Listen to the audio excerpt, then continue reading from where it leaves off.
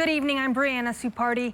Emergency room wait times are a long-standing issue at Albany Medical Center, and the delays continue to frustrate patients and staff. Tonight, I take a deeper look into the issue, hearing from ER staff and patients and what's being done to address the problem.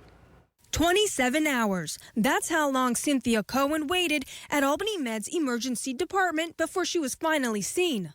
I arrived there about 3:30 p.m. on Thursday. I wasn't seen until 7:30 p.m. that next day. 27 hours in a chair in the waiting room, fearing to leave in case she finally got called in. She went to the ER for an injury to her spine. They did roll call every few hours, and if you weren't there for the roll call, they'll take you off the list. After being seen and told she needed to schedule surgery, she was discharged nearly 36 hours after first arriving. For the ER staff, they fear the situation in the ER has reached a critical point. This is by far the most chaotic and unsafe environment I've worked in. There's no room to take care of anyone.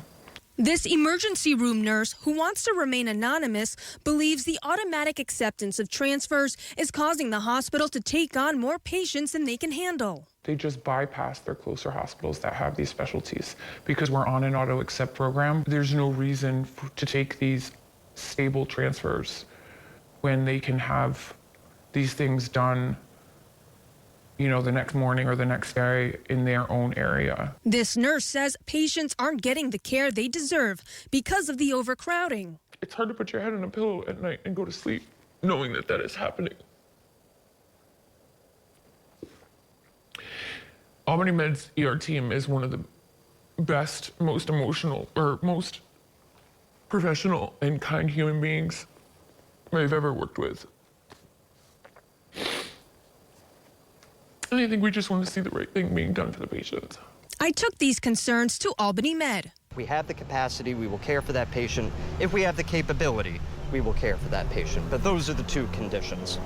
What is your response to the nurses in the ED who are saying that Albany Med is accepting patients into the ED when the ED isn't capable of taking on more patients? Well, the auto-accept policy that we've had for more than 20 years. We would not accept a case that we couldn't handle. They're expressing concerns that, even over the last 3 years, that it's gotten worse. Well, I can tell you that the healthcare landscape is complex and it is complicated, particularly in this area as well. The community hospitals are under a lot more pressure at their level.